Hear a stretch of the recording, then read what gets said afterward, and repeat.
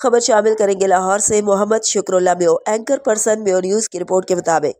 لاہور میں Pakistan health support staff children ہسپتال کے نامنتخب 21 رکنی کابینہ کا اعلان کر دیا گیا ہے، جس میں تحت محمد اکرم میو صدر جبکہ سید محمود حسین شاہ کو جنرل سیکرٹری منتخب کیا گیا ہے۔ Pakistan health support staff children ہسپتال لاہور کے تمام اراکین نے متفقہ رائے سے 21 رکنی کابینہ کے ارکان میں chief organizer Muhammad Asif Mahmood, organizer Asif Butt, chairman Mushtaq Ahmad Meo امرالیہ، صدر محمد اکرم میو، سینئر نائب صدر مرزا شاہد بیگ، نائب